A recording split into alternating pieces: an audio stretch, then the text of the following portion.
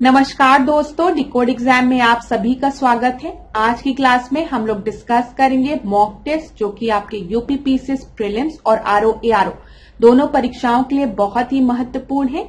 तो चलिए आज की क्लास को स्टार्ट करते हैं मेरे साथ ऐश्वर्या सिंह के साथ। अगर क्लास में आपको किसी भी तरीके का डाउट होता है तो आप मुझसे कमेंट बॉक्स में पूछ सकते हैं। आज की क्लास को स्टार्ट करने से पहले थोड़ी सी इंफॉर्मेशन मैं आप लोगों को देना चाहूंगी RO ARO prelims 2024 video test series के बारे में। इस वीडियो टेस्ट सीरीज में 7000 प्रश्नों के माध्यम से हम पूरे पाठ्यक्रम का सुनिश्चित रिवीजन करेंगे। यहाँ पर टॉपिक और subject wise daily target revision कराया जाएगा। सॉल्व अनसॉल्व पीडीएफ आपको प्रोवाइड की जाएगी सारे टेस्ट की। 4000 प्रश्नों का डिटेल्ड वीडियो सॉल्यूशन दिया जाएगा और 15 फुल सिलेबस टेस्ट दिया जाएगा जिसमें कि 3000 प्रश्न होंगे। ये प्रश्न बाइलिंगुअल क्वेश्चंस होंगे, मतलब हिंदी इंग्लिश दोनों में होंगे। अगर इस वीडियो टेस्ट सीरीज से रिलेटेड आपको अधिक जानकारी चाहिए तो इन दोनों में से किसी भी व्हाट्सएप नंबर पर आप वीडियो टेस्ट लिखकर सेंड कर दीजिए, आपको सारी इंफॉर्मेशन प्रोवाइड करा दी जाएगी। चलिए आज की क्लास का हम पहला प्रश्न देखते हैं। निम्नलिखित में से कौन सा एक सही सुमेलित है? हिंदू विधवा पुनर्विवाह अधिनियम Lord Dalhousie, native marriage act Lord Lytton, बाल विवाह प्रतिषेध अधिनियम लॉर्ड ब्रीडिंग और government of India act Lord Willingdon. तो ए बी सी डी में से आपका सही उत्तर क्या होगा बताइए। यहाँ पर आपका सही उत्तर डी है। Government of India act 1935 Lord Willingdon के समय में आया है। हिंदू विधवा पुनर्विवाह अधिनियम की अगर हम बात करेंगे क्लास, तो इसे ड्राफ्ट किया गया था लॉर्ड डेलहाउसी के समय पे ही, लेकिन इसे लागू कब किया गया है? लॉर्ड कैनिन के समय में। आपको किसका नाम याद रखना है? लॉर्ड कैनिन का नाम आपको याद रखना है। ठीक है, अच्छा यहां पर किसका बहुत बड़ा योगदान है? तो ईश्वरचंद्र विद्यासागर का नाम आपको याद रखना है। याद रखेंगे क्लास ना। ईश्वरचंद्र विद्यासागर के अथक प्रयासों के कारण हिंदू विधवा पुनर्विवाह अधिनियम 1856 में लॉर्ड कैनिन के समय पारित हुआ। नेटिव मैरिज एक्ट की अगर हम बात करेंगे क्लास, तो नेटिव मैरिज एक्ट जो है वो 1872 में किसके समय में? लॉर्ड नॉर्थ ब्रुक के समय में। ठीक है, लॉर्ड नॉर्थ ब्रुक के समय में पारित हुआ था। ये चीज आप याद रखिएगा, परीक्षा में पूछा जा सकता है आपसे। तो यहां पर याद रखिएगा इस अधिनियम में, इस एक्ट में बोले अगर हम, तो इस एक्ट में जो न्यूनतम आयु थी लड़कों के लिए वो 18 वर्ष कर दी गई थी बॉयज के लिए, और लड़कियों के लिए न्यूनतम आयु कितना कर दिया गया था? 14 वर्ष कर दिया गया था। ये भी याद रखिएगा। बाल विवाह प्रतिषेध अधिनियम की अगर हम बात करेंगे तो यहां पर आपको क्या याद रखना है? इसे हम शारदा एक्ट भी कहते हैं। ठीक है, याद रखेंगे क्लास, इसे हम शारदा एक्ट भी कहते हैं। और इसमें भी लड़कों की न्यूनतम आयु कितना किया गया था? 18, और लड़कियों की न्यूनतम आयु 14 वर्ष करने की बात कही गई थी। ये कब पारित हुआ था? 1929 में पारित हुआ था। और गवर्नमेंट ऑफ इंडिया एक्ट तो आपको पता ही है 1935 में लॉर्ड विलिंगटन के समय। ठीक है, याद रखिएगा क्लास जो भी इंफॉर्मेशन मैंने आपको दी है। तो यहां पर आपको याद रखना है कि 1872 में बाल विवाह अधिनियम पारित हुआ और इस अधिनियम में 14 वर्ष से कम आयु की बालिका, ठीक है, और 18 वर्ष से कम आयु के बालक के विवाह को पर रोक लगा दी गई थी। यहां पर एक चीज और पूछता है, वो भी मैं आपको बता दूं। अगर परीक्षा में एज ऑफ कंसेंट की बात किया जाए आपसे कि एज ऑफ कंसेंट एक्ट, ठीक है, याद रखिएगा एज ऑफ कंसेंट एक्ट किसके द्वारा पारित किया गया था, या किसके मेहनत, जैसे यहां पे मैंने बताया ना किसका बहुत बड़ा योगदान था? ईश्वरचंद्र विद्यासागर का। तो यहां पर आप याद रखेंगे कि एसएस बंगाली का नाम परीक्षा में पूछा जा सकता है, इसलिए मैं आपको बता रही हूं। एसएस बंगाली का नाम आप याद रखिएगा। एसएस बंगाली के प्रयासों के फलस्वरूप 1891 में, ठीक है, 1891 में ब्रिटिश सरकार ने एज ऑफ कंसेंट एक्ट पारित किया था, जिसमें जो लड़कियां थी, जो कन्याएं थी, उनकी न्यूनतम आयु क्या रखी गई थी? 12 वर्ष। मतलब बोला गया था कि 12 वर्ष से कम आयु की कन्याओं के विवाह नहीं हो सकता है। ये भी चीज आप याद रखिएगा। कोई भी कंफ्यूजन होगी तो मुझे कमेंट बॉक्स में बताइएगा। अच्छा, यहां पर हमने विडो रीमैरिज एक्ट की बात कर ली। एक चीज और बताऊंगी सती प्रथा के बारे में। जब भी हम सती की बात करते हैं, सती का, तो सती का सबसे पहले हमें रिटन एविडेंस कहां पे मिलता है? तो एरर अभिलेख के बारे में आप याद रखेंगे। याद रखेंगे ना, एरड अभिलेख में सबसे पहले सती के बारे में जानकारी हमको मिलती है। यहां पर सती प्रथा के उन्मूलन में किसका बहुत बड़ा योगदान था? राजा राम मोहन रॉय का। ये भी आपको पता होना चाहिए, परीक्षा में पूछा जाता है। ठीक है, याद रखेंगे। और उस समय आपका कौन था ब्रिटिश ऑफिसर? तो लॉर्ड बेंटिक था, लॉर्ड विलियम बेंटिक। ये भी याद रखिएगा। ठीक है क्लास, एक चीज और बताऊंगी, स्लेवरी, दास प्रथा वाले के बारे में। जब दास प्रथा का उन्मूलन हुआ उस समय कौन था? तो उस समय एलन ब्रो था। ठीक है, ये भी याद रखिएगा। तो सारे पॉइंट जो इंपॉर्टेंट थे वो मैंने आपको रिवाइज करा दिए। अगर कोई भी डाउट होगा तो कमेंट बॉक्स में मुझसे पूछिएगा। ये सारे पॉइंट आपके परीक्षा के लिए बहुत ही इंपॉर्टेंट है। चलिए अगला प्रश्न हम देखते हैं। यहां पर डी आपका सही उत्तर था, मैंने बता दिया। दूसरा प्रश्न देखते हैं। निम्न में से किस वर्ष भारत सरकार द्वारा केंद्रीय गंगा प्राधिकरण का गठन किया गया था? तो केंद्रीय गंगा प्राधिकरण का गठन कब हुआ था? 1972 में, 1982 में, 1985 में कि 1980 में? तो ए बी सी डी में से जो आपका सही उत्तर है वो है 1985। ये परीक्षा में पूछा गया प्रश्न है, इसलिए मैंने आपको बताया। तो याद रखिएगा, केंद्रीय गंगा प्राधिकरण का गठन 1985 में हुआ था। अब यहां पर कुछ इंपॉर्टेंट चीजें हम देख लेते हैं कि 1985 में गंगा को प्रदूषण मुक्त करने के लिए राजीव गांधी ने गंगा एक्शन प्लान को मंजूरी दी थी। ठीक है, फिर 2008 में मनमोहन सिंह ने गंगा को राष्ट्रीय नदी घोषित किया था। तो परीक्षा में अगर आपसे कभी पूछे कि गंगा जी को राष्ट्रीय नदी कब घोषित किया गया, किस वर्ष में? तो 2008 में। और 2014 में नमामि गंगे प्रोजेक्ट शुरू किया गया था। याद रखिएगा, क्योंकि एक बार आपकी परीक्षा में पूछा गया है ये प्रश्न कि केंद्रीय गंगा प्राधिकरण का गठन कब हुआ था, तो 1985 में। तो हो सकता है आगे आपसे पूछ ले कि गंगा नदी को राष्ट्रीय नदी कब घोषित किया गया? 2008 में। कौन आपके प्रधानमंत्री थे? मनमोहन सिंह थे। और 2014 में आपको पता है नमामि गंगा प्रोजेक्ट प्रारंभ किया गया। चलिए अगला प्रश्न हम देखते हैं। यमुना एक्शन प्लान औपचारिक रूप से प्रारंभ कब किया गया था? ये भी आपके परीक्षा में पूछा गया प्रश्न है। 1991 में, 1992 में, 1993 में कि 1994 में? तो यहां पर आपको याद रखना है कि यमुना एक्शन प्लान जो है वो आपका कब स्टार्ट हुआ था? बताइए, दो में आपको कंफ्यूजन होगी, 1992 में और 1993 में। तो यहां पर आपका सही उत्तर क्या है? बी और सी में। तो यहां पर जो आपका सही उत्तर है वो है 1993। याद रखिएगा।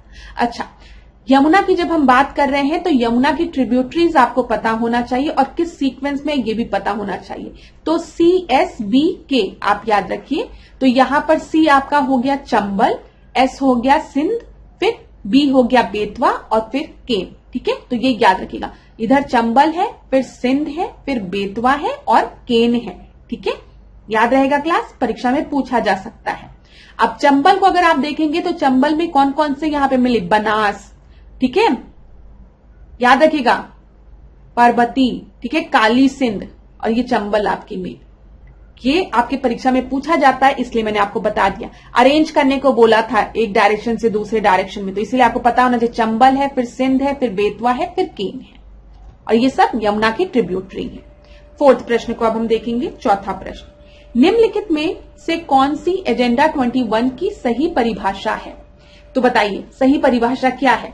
या मानवाधिकारों की रक्षा हेतु राष्ट्र संघ की कार्य योजना है, या नाभिकीय निस्त्रीकरण पर 21 अध्यायों की पुस्तक है, फिर या 21वीं सदी में विश्व पर्यावरण संरक्षण हेतु एक कार्य योजना है, या दक्षिण एशिया क्षेत्रीय सहयोग संघ की आगामी बैठक में अध्यक्ष के रूप के चुनाव हेतु एजेंडा है।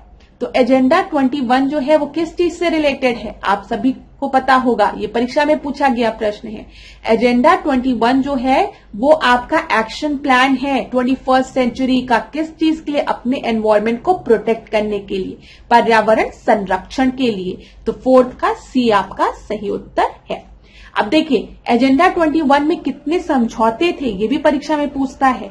तो आप बताएंगे एजेंडा 21 में आपके 4 समझौते थे। ठीक है, ये 4 समझौते आपके कौन कौन से हैं, इसको एक बार हम लोग देख लेते हैं। ए आपका सही उत्तर है। देखिए सबसे पहला जो सेक्शन 1 है उसमें हम देखते हैं सोशल और इकोनॉमिक डायमेंशन की बात हम करते हैं। ठीक है, सामाजिक और आर्थिक आयाम की।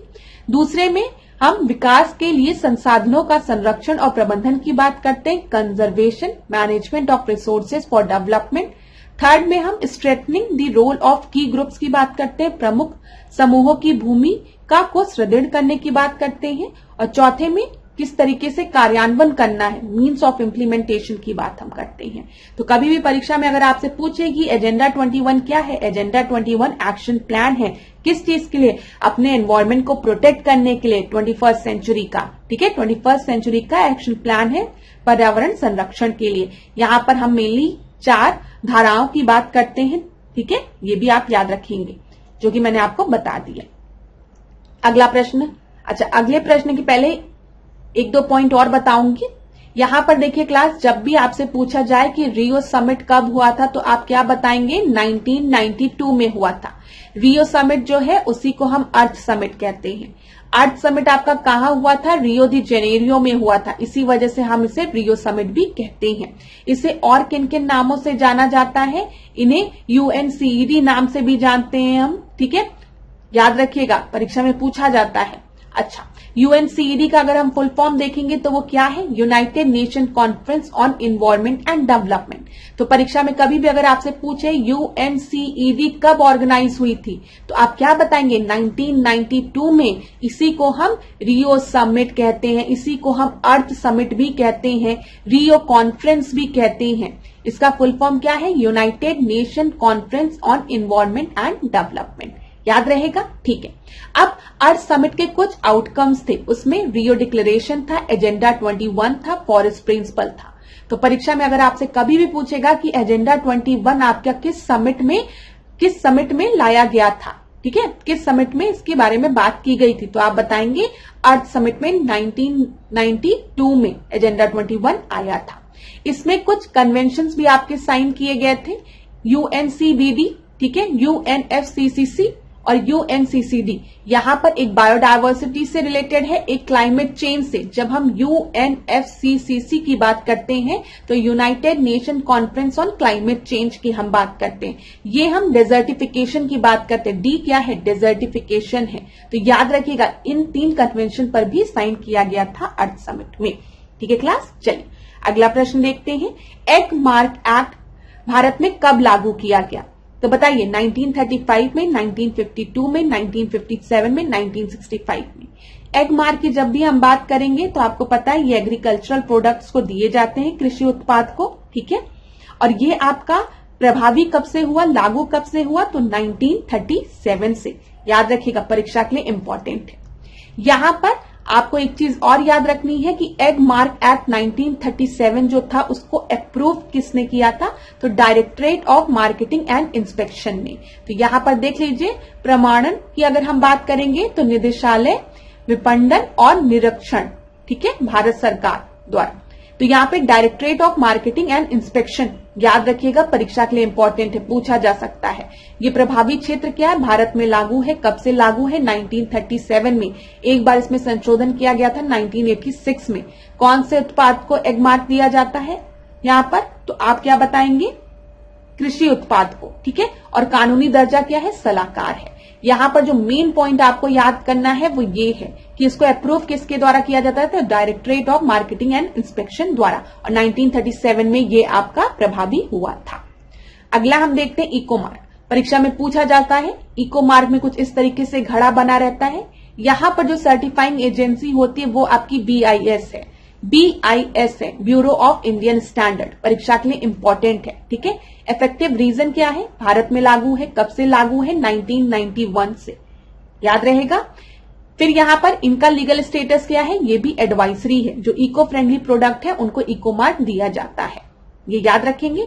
और किस मिनिस्ट्री द्वारा, तो ministry of environment, forest and climate change, ठीक है, ये देती है। और सर्टिफाइंग एजेंसी कौन सी, ब्यूरो ऑफ इंडियन स्टैंडर्ड। याद रखिएगा परीक्षा में यहां से प्रश्न बना भी था। जो पेपर आपका कैंसिल हुआ था RO-ARO का, उसमें इन दोनों में से किसी एक से प्रश्न बना था, ठीक है। तो सारे इंपॉर्टेंट पॉइंट्स मैंने इसीलिए आपको बता दिए हैं। अगला प्रश्न देखते हैं, निम्नलिखित में से कौन सा अंटार्कटिका में भारत का स्थायी और उसके द्वारा परिचालित अनुसंधान स्टेशन है। तो यहां पर आपको बताना है कौन सा है, बताइए। भारती और आर्य, भारती और दक्षिण गंगोत्री, भारती और मैत्री, या दक्षिण गंगोत्री और मैत्री। तो देखिए क्लास, जब हम बात करते हैं आपके परिचालित अनुसंधान स्टेशन की बात यहां पे की गई है। अंटार्कटिका में अगर हम देखेंगे तो मैत्री, भारती और दक्षिण गंगोत्री तीनों है, ठीक है। लेकिन दक्षिण गंगोत्री जो है वो अब आपका बंद हो गया है, इसी वजह से जो करेक्ट आंसर है वो है मैत्री और भारती, ये याद रखिएगा। सी आपका सही उत्तर है। नहीं तो सबसे पहला जो आपका स्टेशन बना था वो दक्षिण गंगोत्री ही था, जो कि अब आपका बंद हो गया है। ये आपका 2021 में देखिए रिसेंट ही पूछा गया है प्रश्न है। अगला प्रश्न हम देखते हैं, निम्नलिखित में से कौन सा सही सुमेलित नहीं है? तो जल्दी से मुझे बता दीजिए। पारिस्थितिकीय विज्ञान केंद्र जो है वो बेंगलुरु में है। भारतीय वन प्राणी संस्थान जो है, इंस्टीट्यूट जो है वो देहरादून में है। भारतीय वन प्रबंधन संस्थान जो है वो कोलकाता में है। हिमालय पर्यावरण एवं विकास जो है वो अल्मोड़ा में है। तो बताइए यहां पर आपका सही उत्तर क्या होगा? यहां पर कौन सा सही सुमेलित नहीं है बोला गया है? तो आप याद रखिएगा, जब हम बात करते हैं किसकी, यहां पर जब देखिए यहां पर लिखा हुआ है ना प्राकृतिक संसाधन सेवा परीक्षण संस्थान, ठीक है। यहां पर 1982 में भोपाल मध्य प्रदेश में ये आपका बना था। तो भारतीय वन प्रबंधन संस्थान जो है वो आपका कोलकाता में नहीं है, वो कहां पर है? भोपाल में है, याद रखिएगा। तो यहां पर आपका सही उत्तर सी हो जाएगा, क्योंकि यही बस सुमेलित नहीं है और सब सही सुमेलित है। अगला देखते हैं 29, केंद्रीय सूक्ष्म क्षेत्र अनुसंधान संस्थान कहां पर स्थित है? कहां पर लोकेटेड है? क्या सेंट्रल एरिड, मैं यहां पे लिख दे रही हूं, central arid zone research institute कहां पर है बताइए? तो ये आपका जो है वो जोधपुर में है। डी आपका सही उत्तर है, ठीक है। अगला प्रश्न हम देखते हैं, नॉर्मन बोरलॉग को किस क्षेत्र में नोबल, ये नंबर्स मत देखिएगा क्लास, ये गलत है। नॉर्मन बोरलॉग को किस क्षेत्र में नोबेल पुरस्कार प्रदान किया गया था?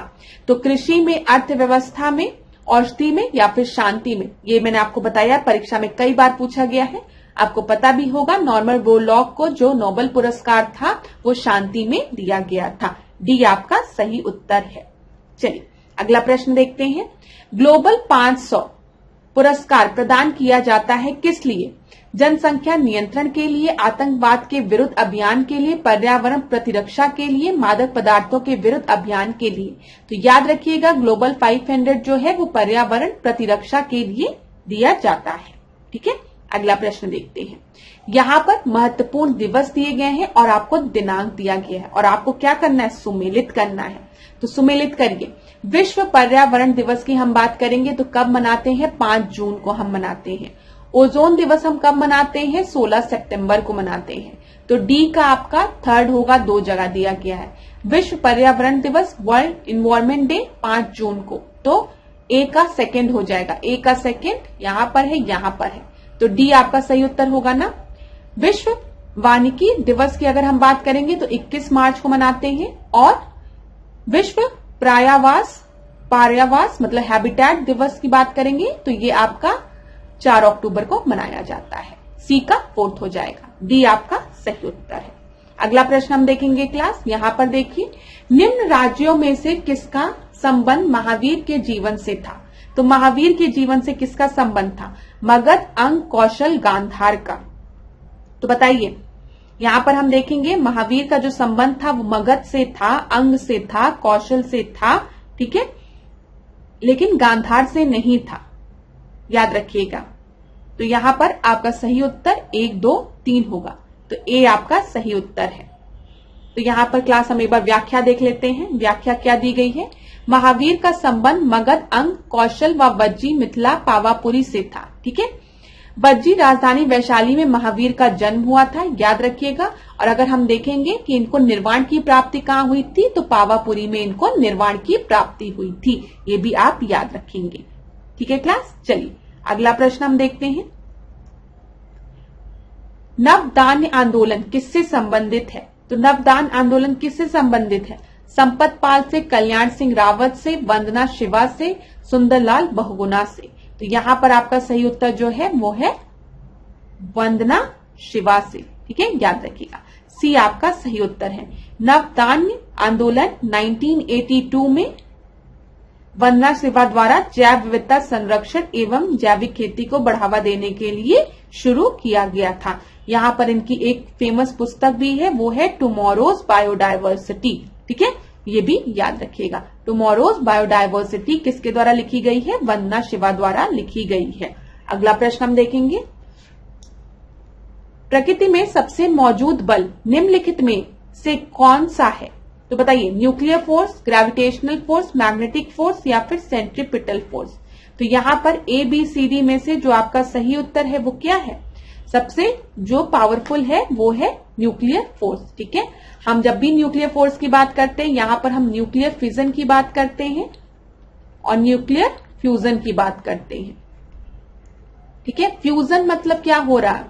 यहां पर चीजें प्लस हो रही हैं। ठीक है, तो न्यूक्लियर फ्यूजन हमें कहां पर दिखता है? सन में न्यूक्लियर फ्यूजन दिखता है। जब हम हाइड्रोजन बम की बात करते हैं तो उसमें न्यूक्लियर फ्यूजन फिनोमिना होता है। ठीक है, न्यूक्लियर फ्यूजन की बात करेंगे, विखंडन की बात करेंगे, टूट रहा है कई उसमें। तो ये आपका कहां दिखता है न्यूक्लियर फ्यूजन? ये एटॉमिक बम्स में। ठीक है क्लास, याद रहेगा आपको।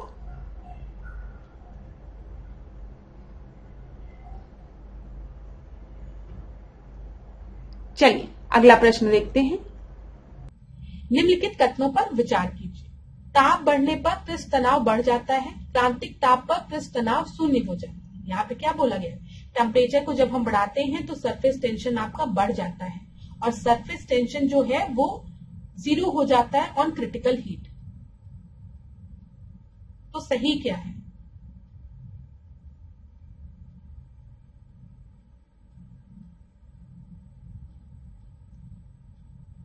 उत्तर बताने जा रही हूं मैं आपको। एक चीज याद रखिएगा, जब भी हम टेम्परेचर बढ़ाते हैं ना तो जो काइनेटिक एनर्जी होती है मॉलिक्यूल्स की वो क्या होती है? बढ़ जाती है, जिसकी वजह से इंटरमोलिकुलर इंटरेक्शन जो होता है इनके बीच में वो डिक्रीज हो जाता है और सरफेस टेंशन आपका डिक्रीज होता है। तो ये याद रखिएगा, जब भी टेम्परेचर बढ़ेगा सरफेस टेंशन आपका क्या होगा? डिक्रीज हो जाएगा। ठीक है, इंक्रीज नहीं होगा, डिक्रीज हो जाएगा सरफेस टेंशन। और सरफेस टेंशन आपका क्रिटिकल हीट पे 0 हो जाता है। ये आपका सही है। तो यहां पर कौन सा करेक्ट है? खाली 2 आपका सही है। आगे बढ़ते हैं, इस प्रश्न को देखते हैं। अच्छा, यहां पर आपको ब्रांच ऑफ साइंस दी गई है और वो ब्रांच ऑफ साइंस किस चीज से रिलेटेड है वो बोला गया। ऐसे भी प्रश्न परीक्षा में पूछते हैं। तो बताइए, फ्रेनोलॉजी आपके खोपड़ी के अध्ययन से रिलेटेड है, स्कल स्टडी से रिलेटेड है, मायोलॉजी मांसपेशियों से रिलेटेड है, नेफ्रोलॉजी किडनी की स्टडी से रिलेटेड है। कौन सा सही है? ये तो पता है ना, नेफ्रो डिपार्टमेंट में जाइए तो किडनी स्टडी से रिलेटेड है, मायोलॉजी मसल से और फ्रेनोलॉजी आपका स्कल से। बताइए उत्तर, 1 2 3 या फिर सारे सही हैं? तो यहां पर आपके सारे सही हैं, डी आपका सही उत्तर होगा। ठीक है, आगे बढ़ते हैं। अच्छा, इसको देख लेते हैं एक बार। एंटेमोलॉजी की बात करेंगे तो ये आपका कीट पतंग विज्ञान से रिलेटेड है। ठीक है, ऑर्निथोलॉजी की बात करेंगे पक्षी से। क्लास ये परीक्षा में पूछा जाता है तो इसलिए ध्यान रखिएगा। ठीक है, एंथ्रोपोलॉजी की बात करेंगे तो मानव विकास का अध्ययन है। बैक्टीरियोलॉजी जीवाणु का अध्ययन है। इथोलॉजी जीवों के प्रजाति गुण का अध्ययन है। जेनेटिक्स की बात करेंगे तो आपको पता है जीन से रिलेटेड है, वंशानुगत गुणों का अध्ययन है। न्यूरोलॉजी की हम बात करेंगे तो ये मस्तिष्क रोग का अध्ययन है। वायरोलॉजी वायरस का अध्ययन है। गायनकोलॉजी की बात करेंगे तो स्त्री रोग से। कार्डियोलॉजी हार्ट से रिलेटेड है। हिमेटोलॉजी आपका यकृत का अध्ययन है। फाइकोलॉजी शैवालों का अध्ययन है। एग्रोनॉमी फसली पादप का अध्ययन है और पेडोलॉजी मृदा का अध्ययन है। ठीक है, ये याद रखिएगा, परीक्षा में पूछा जाता है। कंधे का जोड़ व कूल्हे का जोड़ किस प्रकार की अस्थि संधि है? बताइए। शोल्डर जॉइंट और हिप जॉइंट में किस तरीके का दिखता है आपको joint? Ball and socket joint दिखता है, हिंज जॉइंट दिखता है जिसको कि कब्जा जॉइंट कहते हैं, पाइवट जॉइंट दिखता है या फिर सैडल जॉइंट दिखता है? समय लीजिए, उत्तर दीजिए। ए बी सी डी में से किस तरीके का ज्वाइंट है? तो शोल्डर ज्वाइंट और हिप ज्वाइंट जो है वो बॉल और एंड सॉकेट ज्वाइंट है। यहाँ पे फिगर से देखिए, बॉल एंड सॉकेट ज्वाइंट, तो ये आपका हिप ज्वाइंट है यहाँ पर इस तरीके से। देखिए ये है सॉकेट यहाँ पर और ये बॉल है, ठीक है। तो बॉल एंड सॉकेट ज्वाइंट है। इधर शोल्डर को देखेंगे तो ये बॉल है और इधर सॉकेट है, तो इसको भी हम शोल्डर और हिप ज्वाइंट में हम देखते हैं बॉल एंड सॉकेट ज्वाइंट। अगला प्रश्न देखते हैं। यकृत के संबंध में निम्नलिखित कथनों पर विचार कीजिए। यह मानव शरीर की सबसे बड़ी ग्रंथि है। दूसरा है यकृत द्वारा स्रावित पित्त रस पित्ताशय में संचित होता है। और आखिरी है यकृत प्रोटीन उपापचय में भाग लेता है, प्रोटीन मेटाबॉलिज्म में। तो बताइए कौन सा सही है आपका? यकृत सबसे बड़ी ग्रंथि है, अभी हमने लास्ट क्लास में भी डिस्कस किया है। जो लिवर है वो largest gland of human body है, एकदम सही। लिवर से बाइल जूस सिक्रीट होता है कि नहीं, बोलो? होता है।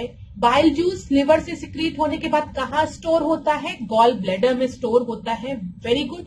और लिवर आपका प्रोटीन मेटाबॉलिज्म में मदद करता है। बाइल जूस सिक्रीट हो रहा है, प्रोटीन मेटाबॉलिज्म में वो मदद करेगा। यहाँ पर सही उत्तर डी हो जाएगा। देख लीजिए, देखिए यकृत के निचले भाग में स्थित नाशपाती के आकार की छोटी थैली पित्ताशय गॉल ब्लैडर कहलाती है। तो गॉल ब्लैडर के बारे में दिया गया है, ठीक है। लिवर से बाइल जूस सिक्रीट होता है और वो गॉल ब्लैडर में जाकर क्या रहता है? स्टोर रहता है, ठीक है। ये तो हमने डिस्कस कर ही लिया है। यहाँ पे देखिए पित्तकाइम पिसा हुआ भोजन की वसा को जल के साथ मिलाकर इमल्शन बनाने में सहायता करता है। ये पित्त उसका बोला गया है, बाइल जूस के बारे में दिया गया है। तो डाइजेशन में मदद करता है ये चीज, ठीक है। और पित्त वसा एवं प्रोटीन के अवशोषण में सहायता करता है।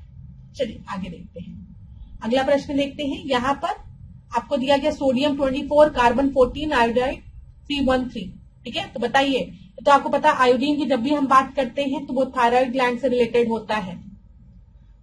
समय ले लो, नहीं तो कहोगे कि मैम उत्तर दे दी। ए बी सी डी में से क्या उत्तर होगा?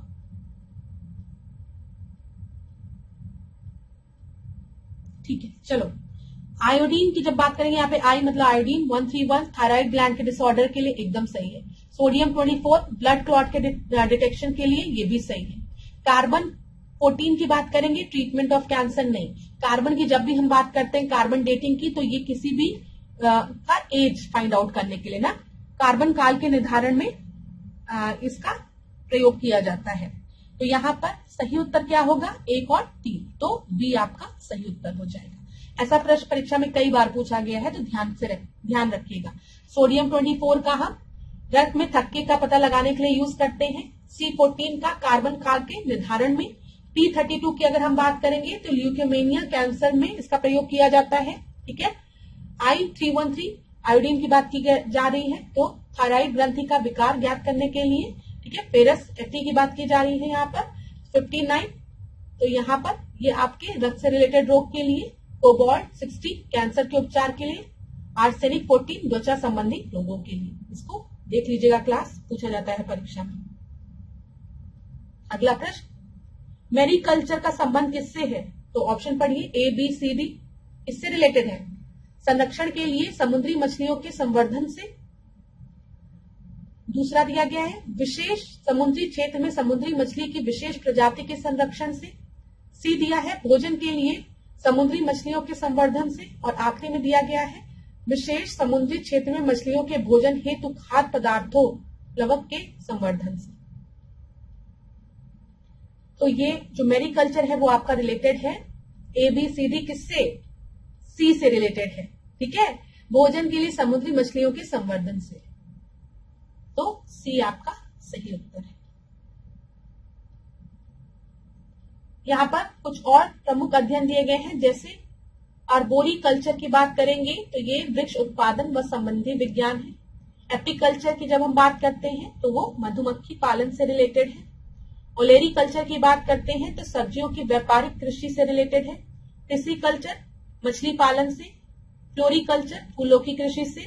सिल्वीकल्चर वन कृषि का अध्ययन। सेरिकल्चर रेशम उत्पादन से। हॉर्टिकल्चर फल फूल एवं सब्जी उत्पादन से। याद रखिएगा। चलिए अगला प्रश्न हम देखते हैं। पढ़िए इस प्रश्न को, राज्यसभा से रिलेटेड है। राज्यसभा से रिलेटेड हमने कई प्रश्नों को सॉल्व किया है पहले भी। तो राज्यसभा के संदर्भ में निम्नलिखित में से असत्य कथन बताने हैं आपको। बताइए, राज्यसभा संसद का एक स्थायी सदन है, तो एक परमानेंट हाउस है, कभी डिसॉल्व नहीं होती राज्यसभा ना, एकदम सही है। संविधान की 5वीं अनुसूची में प्रत्येक राज्य से निर्वाचित होने वाले सदस्यों की संख्या निर्धारित की गई है। बताइए, एकदम सही है कि नहीं सही है? फिर मैं पढ़ती हूँ, संविधान की 5वीं अनुसूची के प्रत्येक राज्य से निर्वाचित होने वाले सदस्यों की संख्या निर्धारित की गई है। इसमें की गई है कि नहीं की गई है?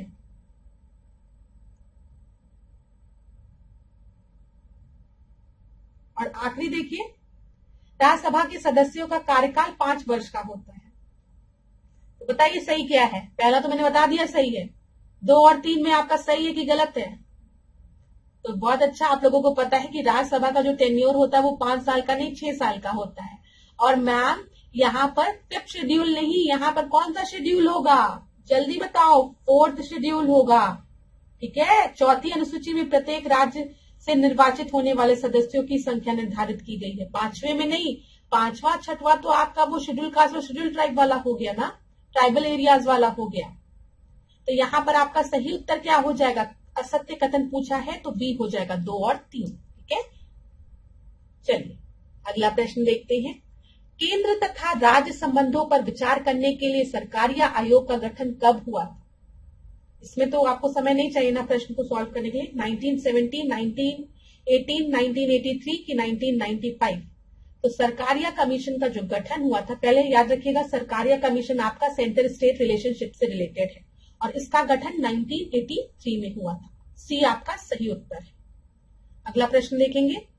सूची 1 को सूची 2 के साथ सुमेलित करना है। एक तरफ यूटीज दिए गए हैं, एक तरफ हाई कोर्ट दिए गए हैं। तो बताइए कौन सी यूनियन टेरिटरीज किस हाई कोर्ट के अंडर आती है?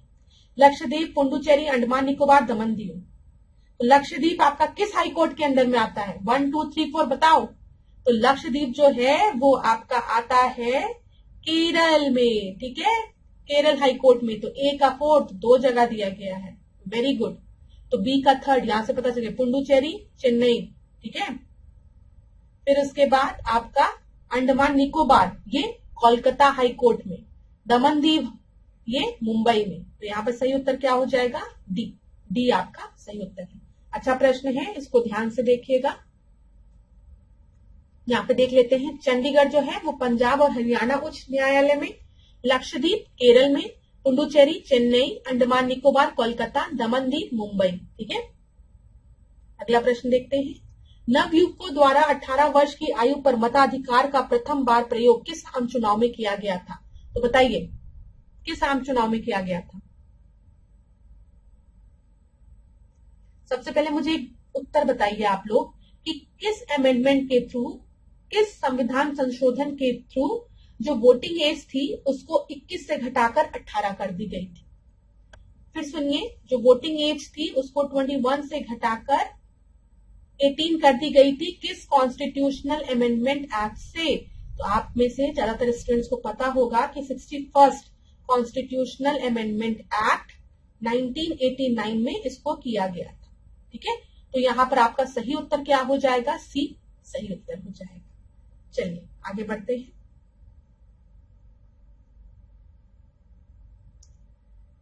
सर्वोच्च न्यायालय की स्थापना एवं गठन संबंधी प्रावधान भारतीय संविधान के किस अनुच्छेद में है? तो ये तो आपको पता ही होगा, आसान प्रश्न है। 123, 124, 213, 137। तो हम जब बात करते हैं सुप्रीम कोर्ट की तो आपको पता है कि पार्ट 5 भाग 5, ठीक है, आर्टिकल 124 से 147 जो है वो सुप्रीम कोर्ट से रिलेटेड है, जिसमें सुप्रीम कोर्ट के गठन की बात, इसकी स्थापना की बात आर्टिकल 124 में की गई। ठीक है, यहां पर आपका सही उत्तर क्या हो जाएगा बताइए? बी आपका सही उत्तर हो जाएगा। आगे बढ़ते हैं। निम्नलिखित कथनों पर विचार कीजिए। राष्ट्रपति शासन के दौरान संसद द्वारा राज्य का बजट प्रस्ताव पारित किया जाता है। दूसरा है, राष्ट्रपति शासन लागू करने संबंधी उद्घोषणा न्यायिक पूर्वानुलोकन के दायरे में आती है। तो यहाँ पर आपका सही उत्तर क्या है? State budget resolution is pass by the parliament during the president rule और प्रोक्लेमेशन और imposition of president rule comes under the purview of judicial review. अभी कुछ दिन पहले मैंने आपसे ये डिस्कस भी किया है। तो यहाँ पर आपका सही उत्तर क्या है? सबसे पहले बताइए, राष्ट्रपति शासन की बात हम किस अनुच्छेद में करते हैं? बताइए जल्दी से, मन में ही बताइए, लिखने को नहीं बोल रही हूँ। 356, ठीक है, ये आपको पता है। यहाँ पर दोनों ही स्टेटमेंट जो दिए गए हैं वो बिल्कुल सही है। सी आपका बिल्कुल सही, ठीक है। ठीक है, राष्ट्रपति शासन की हम बात करते हैं तो 356 आर्टिकल में दिया गया है, ये चीज याद रखिएगा।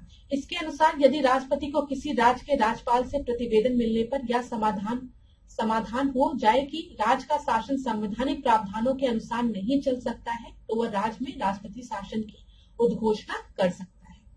राष्ट्रपति शासन की उद्घोषणा किए जाने की तिथि से 2 माह तक परिवर्तन में रहती है, परंतु यदि संसद के दोनों सदन इसे साधारण बहुमत से 2 माह के भीतर अनुमोदित कर देते हैं। ये भी याद रखिएगा, 2 मंथ के विदिन 2 मंथ उसको दोनों हाउसेस से पास हो जाना चाहिए। अगर पास हो जाती है तो ये जो प्रेसिडेंट रूल है वो 6 माह तक बढ़ा दी जाती है, ठीक है, ये चीज याद रखिएगा। तो ऐसी उद्घोषणा जारी किए जाने की तिथि से 6 माह तक परिवर्तन में रहती है और संसद के पुनः अनुमोदन से घोषणा की अवधि 6 माह बढ़ाई जा सकती है प्रेसिडेंट रूल की, ये चीज याद रखिएगा, ठीक है।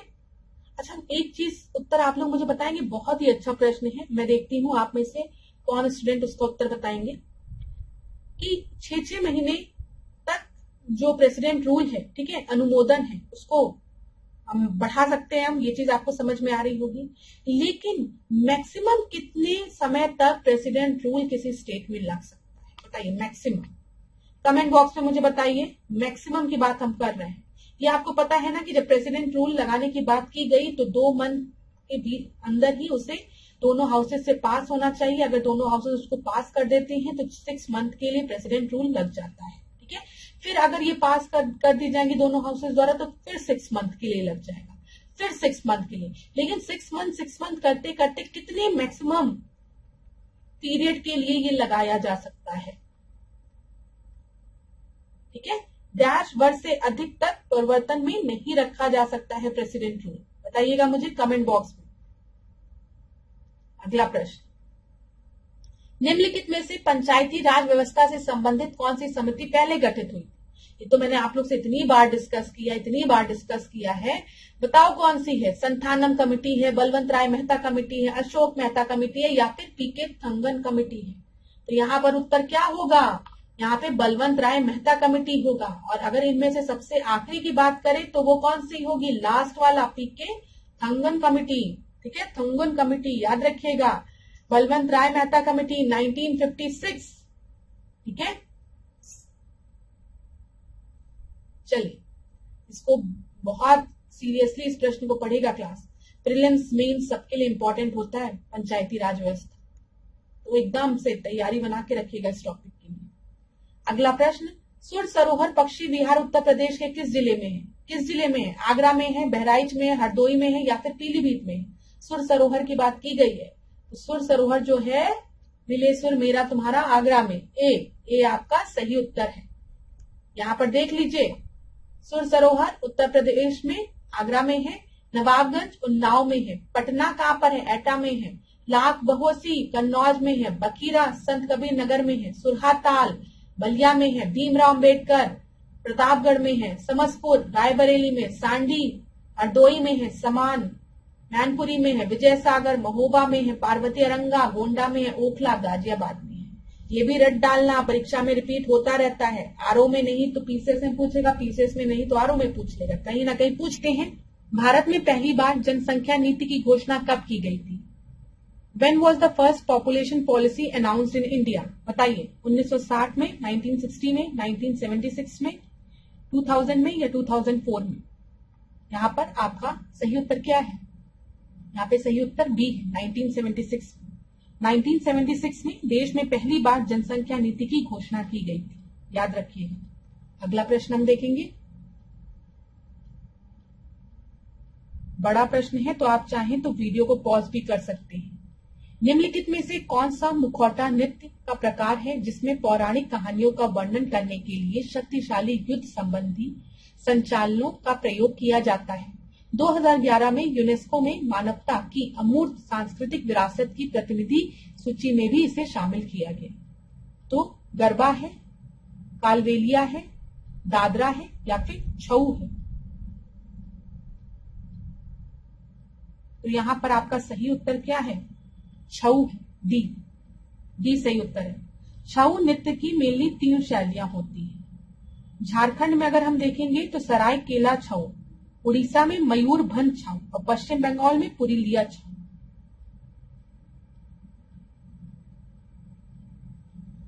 यहाँ पर आप लोग देख लीजिए, लोक नृत्य दिया गया है। गरबा गुजरात में है, कालबेलिया राजस्थान में है, दादरा उत्तर प्रदेश, चारबा हिमाचल प्रदेश, रासलीला उत्तर प्रदेश, तरंग मेला गोवा, ठीक है, भांगड़ा जानते हैं गिद्दा पंजाब।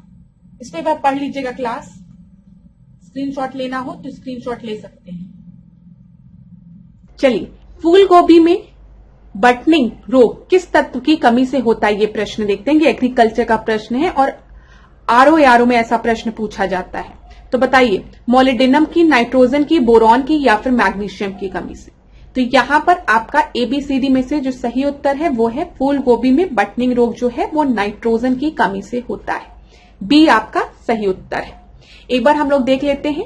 फूल गोभी की जब हम बात करेंगे तो यहाँ पे बटनिंग रोग तो नाइट्रोजन की कमी से हुआ, ठीक है। विप टेल रोग जो है वो मोलिब्डेनम की कमी से होता है, ये याद रखिएगा। फूल गोभी में ब्राउनिंग रोग जो है वो बोरॉन की कमी से। हार्ट रॉट की बात करेंगे, वो बोरॉन की कमी से होता है चुकंदर में, ठीक है। चुकंदर में चित्तीदार पीला रोग जो है वो मैग्नीज की कमी से होता है। मटर में मार्श रोग होता है मैग्नीज की कमी से। गाजर में कैविटी स्पॉट होता है कैल्शियम की कमी से। सलजम में वाटर कोर होता है मैग्नीज की कमी से। और आलू में ब्लैक हार्ट जो होता है वो ऑक्सीजन की कमी से होता है। आरओ में एग्रीकल्चर के ऐसे प्रश्न पूछे जाते हैं और आप में से कुछ स्टूडेंट रिक्वेस्ट भी कर रहे थे कि मैम एग्रीकल्चर के क्वेश्चंस को कवर करिए। तो आज हमने रोगों से रिलेटेड एक प्रश्न को देखा और उसके माध्यम से इतने रोग को देखा और किन तत्वों की कमी से ये होते हैं वो भी हमने एक बार स्टडी कर लिया है। तो आप स्क्रीनशॉट लेना चाहें तो ले सकते हैं। चलिए क्लास, अब यहाँ पे मेले वाले प्रश्न को देख लेते हैं। ऐसे प्रश्न मैंने पहले भी डिस्कस किए हैं लेकिन आज फिर डिस्कस करने जा रही हूं। देवछठ मेला की बात करेंगे तो ये कहां पर लगता है? ये मथुरा में लगता है, याद रखिएगा, ठीक है। ए का फर्स्ट। फिर उसके बाद हम ढाई घाट की बात करेंगे तो ये शाहजहांपुर में। गणगौर की मेला की बात करेंगे तो आगरा में। कलिंजर बांदा में। तो यहां पर आपका सही उत्तर एबीसीडी में क्या हो गया? ए आपका सही उत्तर हो गया। अगला देखते हैं। प्रकाश का रंग निर्धारित होता है किसके द्वारा?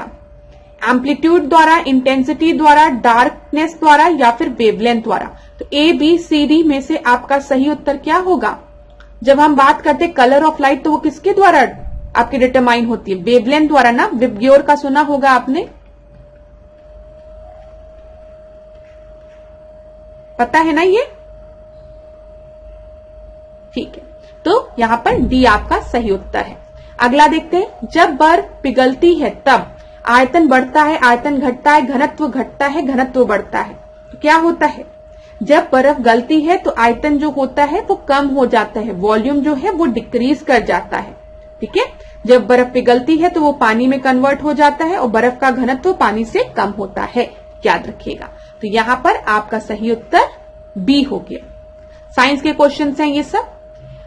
सर्वाधिक जैव विविधता कहां पाई जाती है? ये तो आसान प्रश्न है।